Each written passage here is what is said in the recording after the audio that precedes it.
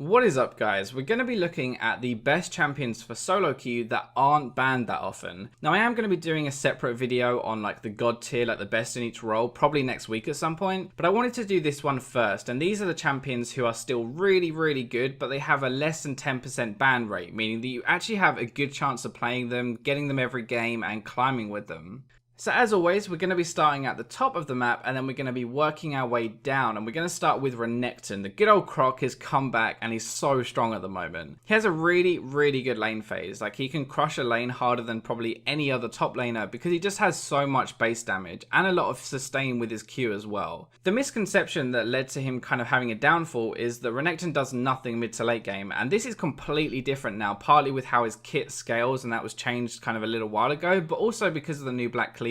He does really good damage mid game, and he actually does good damage late game as well with the Black Cleaver. And remember that he's helping the rest of your team, especially your AD, do more damage with that Black Cleaver as well. He's actually really hard to gank, and it's very easy for him to 1v2 people. He only really needs one damage item, but with two he can start to one-shot people. Now this is really good because it means you can build damage in lane and you can stomp your lane opponent, you can get a really huge lead, but then when it comes to team fights, you're still going to be really tanky and you can absorb a lot of damage while killing people. The reasons why you wouldn't pick Renekton, I guess, is he's kind of the middle ground. He's not really an Aurelia or a Riven, he doesn't do that much damage, and he's not as tanky as a Maokai or Shen either. Now, I put this as a con, but honestly it's not a massive deal. He does rely on getting a lead early, but because he's Renekton, because he's so good in lane and he can crush people so well, he will always pretty much get a lead, but he does need it to be effective. Okay, so please don't flame me. Okay, I know I hate playing against Shyvana just as much as everyone else, but she's actually really good right now. And she has a crazy clear speed, like probably faster than anyone else, and she can get so much farm in the jungle. And if she finds someone in her jungle or in the enemy jungle, she will almost always win a 1v1 because she is really good at dueling. She doesn't take much damage, but she dishes out a ton. Now, she's hard to lock down with her ultimate and her movement speed, which means that you can take a combat summoner instead of taking flash. Like an exhaust or ignite will make you really deadly in a 1v1 situation, or can help you gank a little bit more. Now, you will make the enemy jungler's life hell. Like, if you thought it was bad playing against a Nunu, imagine Shyvana comes in, she steals your buff anyway, but then she's going to kill you afterwards. At least Nunu leaves, right? He just waddles away. He doesn't turn around and take your life as well. The thing with Shyvana is your focus early is to farm, and you want to carry mid to late game after you farmed and got a few items. That is like the biggest problem with Shyvana, is she is not a very good ganker, and she can't really help her teammates out a lot early, so it kind of relies on them surviving, you farming, and then you coming in and carrying mid game. It's kind of like an Udyr. You either carry really hard or you do nothing. One thing I do want to point out though is a really good build is Cinderhulk into Blade the Ruined King. It means you're really tanky and you're really hard to kill, and Blade gives you all the damage you're actually going to need to 1v1 someone, so it makes you this unstoppable beast.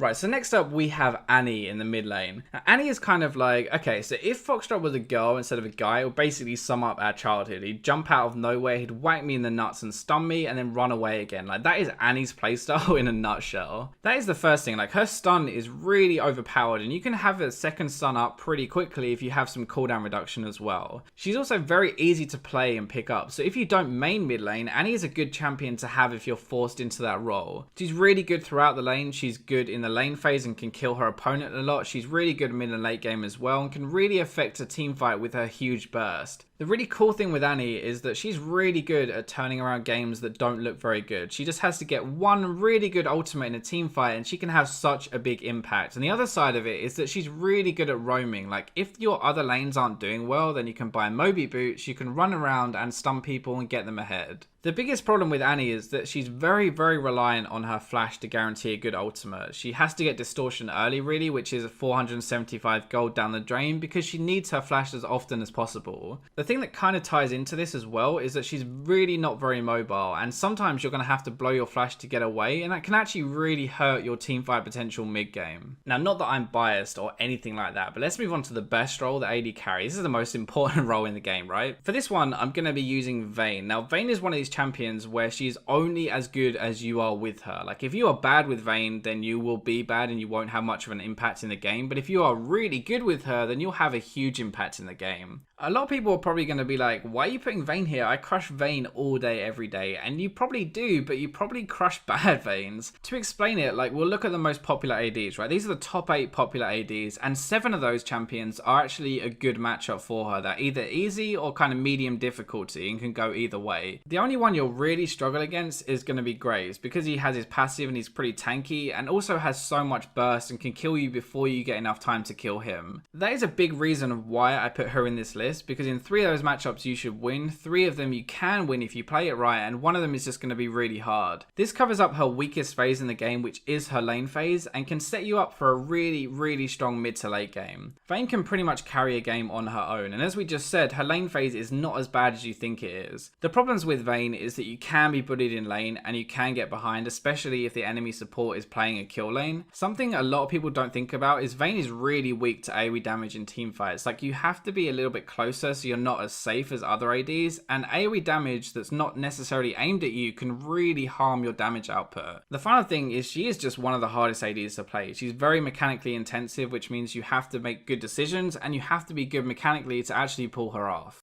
Comparing supports is actually really difficult because they're all kind of good at different things, but the one I want to highlight is Nautilus. He has a really high kill potential, like really high in lane. He has really good lockdown and crowd control as well, which helps with that, but part of it is just because he's so tanky and he does a lot of damage as well. The really dumb thing, and the thing I hate about playing against him, is that he can solo the enemy AD at early levels. Like, if you trade with him at level like 2 and 3, you're actually probably going to come out on top. That's just his lane phase, and I think honestly he's one of the strongest kill lanes in lane right now, but when we get to team fights he has really good engage and he can actually peel really well as well. The problems with playing Nautilus is that he only goes in, like he has no off switch, and he's not really that good when he's behind. He can't do that much in a weaker lane, so you don't really want to pair him with someone who just wants to farm, and he has like no fun playing against sustain and no fun playing against disengage. So that wraps up the video on the best champions I think are really good for solo queue right now but aren't actually banned. With these kind of videos, I actually really love reading the comments and seeing if you guys agree or disagree or who you think is strong and bad at the moment. So make sure you leave a couple of comments and I'll try and reply to a few if I can. And as always, I'll catch you in my next video.